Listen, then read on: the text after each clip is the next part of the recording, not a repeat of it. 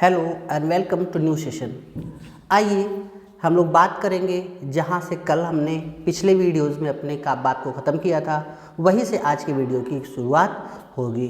ठीक है, और हमने बस जस्ट फॉर रिकॉल हमने आपको कल इंटरनेशनल सोलर अलायंस पे बात की थी।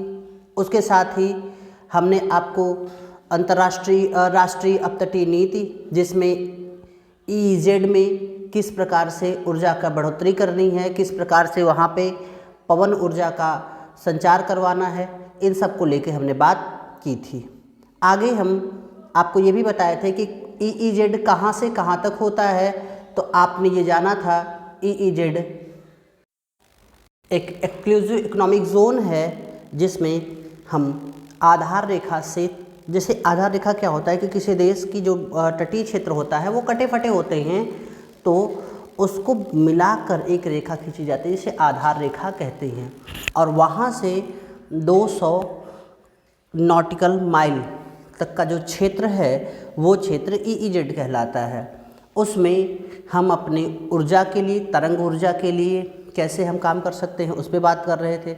और साथ ही साथ में हमने वहाँ पे बात करी थी कि कैसे RBI ने इस रिन्यूएबल एनर्जी के क्षेत्र में जो काम करने हैं उन्हें प्रायोरिटी सूची में डाला था। ठीक है, और कल हमने जो बात करी थी, एक छोटी सी चीज़ रह गई थी बात करने को, कि मैंने आपको बताया था कि ESG का ऐतिहासिक उत्सर्जन जो 1970 से 2014 तक के बीच में एक बहुत ही ज़्यादा डिबेट का सब्जेक्ट था। उसमें सबसे ज़्यादा अमेरिका लगभग 2320 गीगाटन और यूरोपियन यूनियन 1990 गीगाटन, चीन 176 मेगाटन और भारत केवल और केवल 39 मेगाटन उत्सर्जन किया था। ठीक है, उसके बाद में हमने बात करी थी ग्रीन फाइनेंस की, और हमने कहा था इसी ग्रीन फाइनेंस से हम नेक्स्ट क्लास की शुरुआत करेंगे। तो आइए हम लोग नेक्स्ट ग्रीन फाइनेंस पे बात करते हैं। तो ग्रीन फाइनेंस होता क्या है? तो ग्रीन फाइनेंस सतत विकास की परियोजनाओं में किए जाने वाले निवेश को हम ग्रीन फाइनेंस कहते हैं। भारत में कुछ बैंक ग्रीन फाइनेंस बॉन्ड जारी करते हैं, जिसे जो धनराशि बॉन्ड और हुंडियाँ क्या हैं, आपको ये सारी चीज़ें तो पहले से पता होंगी। तो ये जो बॉन्ड हैं इनको जारी करके जो बैंक धन कमाती हैं, इस धन का उपयोग वह एक अपने जितने भी ऐसे प्रोजेक्ट्स हैं जो कि सस्टेनेबल डेवलपमेंट के प्रोजेक्ट्स हैं उनको फाइनेंस करने में इसका उपयोग करती हैं। तो आइए आज का हम पहला पहलू लेते हैं, और पहला पहलू है हमारा ग्रीन फाइनेंस।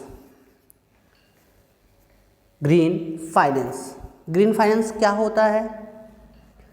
कोई भी ऐसा कार्यक्रम जो कि इन्वायरमेंट फैक्टर के लिए, जो कि क्लाइमेट के लिए, जो कि एक ग्रीन एनर्जी के लिए जो परियोजनाएं चलाई जा रही हैं उनको फंडिंग करने का काम करती है ग्रीन फाइनेंस। और ग्रीन फाइनेंस हमेशा एक ऐसी इन्वायरमेंट रिस्पॉन्सिबिलिटी को प्रमोट करती है जिसमें लो कार्बन टेक्नोलॉजी का किस प्रकार से हम लोग इसको आगे बढ़ाएं, साथ ही ऐसे प्रोजेक्ट्स, ऐसे इंडस्ट्रीज़, ऐसे बिजनेस, ऐसे फाइनेंशियल एक्टिविटीज़, ऐसे जो है लैंडिंग, रिस्क मैनेजमेंट किस प्रकार से हम लोग करें जिससे कि हम इन्वायरमेंट के लिए एक बेहतर सुविधाएं प्रदान कर पाएँ और एक लो कार्बन बजट के, यानी हम अपने विकास की योजनाओं में कम से कम कार्बन उत्सर्जन जैसी चीज़ें करें। ठीक है, आओ आगे चलते हैं। और आगे अगर हम ग्रीन फाइनेंस का ऑब्जेक्ट देखें तो वही है कि ग्लोबल ग्रीन ग्रोथ, यानी पूरे जो धरती है उसका एक हरित विकास हो, और एक ऐसा विकास जिसमें कि हम जो कार्बन एमिशन करें वो मिनिमम रहे, और हम ऐसे इंडस्ट्री को प्रमोट करें, ऐसे इंडस्ट्री को आगे बढ़ाएं जो कि हरित कार्बन या फिर यूँ कहिए कि हरित ऊर्जा से जो अपने आप को संचालित करते हों, इन्वायरमेंट के पोल्यूशन को कम करें, और साथ ही साथ में हम ऐसे प्रोजेक्ट्स पे विशेष ध्यान दें जिसमें डेवलपमेंट ऐसा हो जो कि रिन्यूएबल एनर्जी से हो, या फिर ऐसा कोई प्रोजेक्ट हो जैसे जो रिन्यूएबल एनर्जी को बढ़ाए, हम उस पर विशेष ध्यान दें। ठीक है,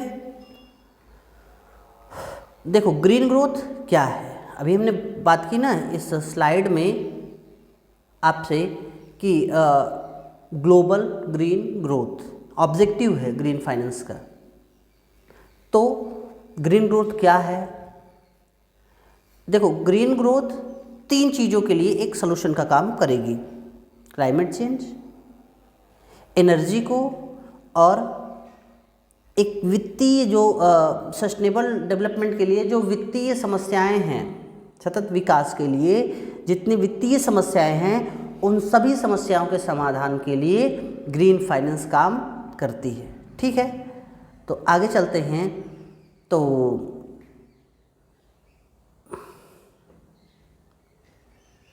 अगर देखा जाए इसमें मैंने एक छोटा सा आपको लिस्ट दिया है, 2020 तक का ही मुझे मिला कि कौन कौन से देश कितने मेजर ऐसे देश हैं जो ग्रीन फाइनेंस पे विशेष तौर पे ध्यान दे रहे हैं। इसके बाद का डाटा हमें नहीं मिला। खैर, Argentina, Brazil, China, India, Indonesia और सऊदी अरब, ये क्रम है कि कैसे जहाँ पे ग्रीन प्रोजेक्ट्स चल रहे हैं।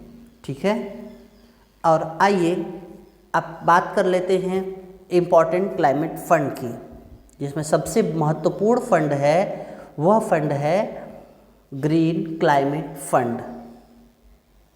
ग्रीन क्लाइमेट फंड ये सबसे बड़ा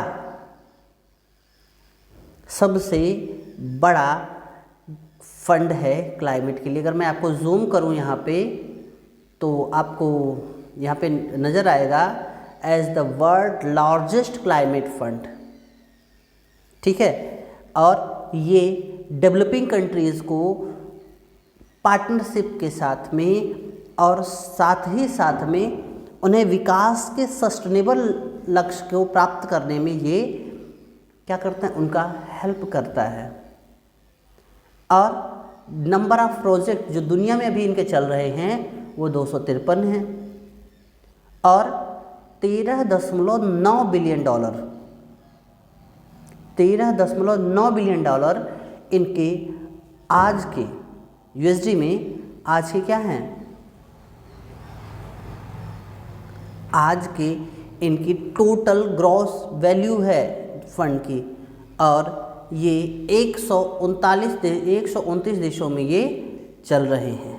तो ये है आपका, और इसमें जो सबसे बड़े सहयोगी हैं वे यूएसए, जापान और यूके हैं। इसकी स्थापना 2011 में हुई थी, यूएनएफसीसी के अंतर्गत हुई थी, और इसमें जो दाता देश है वो 38 देश हैं, और सभी देश क्या हैं, इसके कुछ देने वाले और कुछ लेने वाले। इसे भारत थोड़ा कंट्रीब्यूट करता है और ज़्यादा लेता है। ठीक, आगे चलते हैं। तो ये रहा दूसरा, एक मिनट, हाँ, दूसरा क्लीन टेक्नोलॉजी फंड, जो कि लगभग 5.6 अरब का फंड है। ये जितने हरित तकनीकी हैं, जितने रिसर्च हैं, ऐसे रिसर्च को, ऐसे तकनीक को लार्ज स्केल पर फाइनेंस करता है, जिससे वैसे जो डेवलपिंग कंट्रीज़ हैं, जो डेवलप्ड कंट्रीज़ हैं, उनमें जितने भी ऐसे रिसर्च के काम चल रहे हैं जिसमें कि एक लो कार्बन एमिशन का एक लक्ष्य रखा गया है कि ऐसी टेक्नोलॉजी आने के बाद में कार्बन एमिशन को हम लगातार कट कर पाएंगे। इस उद्देश्य से इसकी स्थापना की गई। अगर हम देखें तो लगभग 3,342.69 मिलियन डॉलर इसका 4 मई 2024 का 9:30 बजे इसका जो फंड था वो आपके सामने है। ठीक है बेटा, चलो अगला जो हमारा है वो ग्रीन इन्वायरमेंट फैसिलिटी GEF 1991 में इसकी स्थापना होती है और ये उस समय में वर्ल्ड बैंक के द्वारा एक पायलट प्रोजेक्ट के रूप में स्थापित किया गया। ठीक है, बाद में 1992 में इसे रियो सम्मेलन में पूर्णतः वित्तीय प्रक्रिया के रूप में अपनाया गया, जिसमें विकासशील देशों को सहायता उपलब्ध कराया जाएगा। भारत जैसे देश इसके संस्थापक सदस्य हैं। 1991 में भारत द्वारा 63 मिलियन डॉलर की सहायता इसमें दी गई और 516 मिलियन डॉलर की राशि प्राप्त की गई। यानी वही कहा, भारत ऐसे फंड में डोनेट भी करता है और वहाँ से लोन भी लेता है। अगर इसके अनुदान का क्षेत्र देखें तो जो यहाँ पे दिख रहा है, बायोडाइवर्सिटी है, क्लाइमेट एंड वेटलैंड है, क्लाइमेट चेंज एडॉप्टेशन है, क्लाइमेट चेंज मेंटेनेंस है, फॉरेस्ट है, फ्रेश वाटर है, भूमि डिग्रेडेशन है, ओशन हेल्थ है, जैव विविधता, जलवायु परिवर्तन, भूमि अवनयन, गुणवत्ता में जो गिरावट होती है, अंतर्राष्ट्रीय जल समुद्री प्रबंधन है, रसायन एवं अपशिष्ट हैं। ठीक है, जो GEF है वो 18 एजेंसियों की सहायता से काम करता है, जिसमें से 10 एजेंसियां भारत में कार्यशील हैं। ठीक है, जैसे ADB, world bank, UNDP, UNEP, IUG, IUCN, ETC। ठीक है, ये सारी एजेंसियां हैं जो इसके फैक्टर के रूप में काम करती हैं। ये इन्हीं के आधार पे अपनी फाइनेंसिंग का काम करता है। ठीक, चलिए आगे चलते हैं। तो अगर आप देखें तो 2-3 चीज़ें हैं जो मैं इसमें ऐड करना चाहूँगा कि वास्तव में एक GEF 6 करके एक प्रोजेक्ट आया था 2014 से 18 चलने के लिए, तो जिसमें संपोषणीय नगर, जलवायु स्मार्ट शहर, नवीनीकरण ऊर्जा, इन 3 मुख्य क्षेत्रों को राष्ट्रीय पहचान में रखकर एक समावेशन के साथ में विकास करने की बात की गई थी, जिसमें CBD, UNFCCC, UNCCD, ठीक है, स्टॉकहोम कन्वेंशन, मिनामाटा कन्वेंशन जो कि पारा से संबंधित है, ये सभी इसके एक आनुषंगिक अंग के रूप में काम करते हैं। ठीक है, तो इन्वायरमेंट में अभी हम इतना ही पढ़ते हैं। अभी हमें ओजोन क्षरण पढ़ना है। ठीक है, तो ओजोन क्षरण के लिए एक नए वीडियो के साथ मिलते हैं। तब तक के लिए नमस्कार।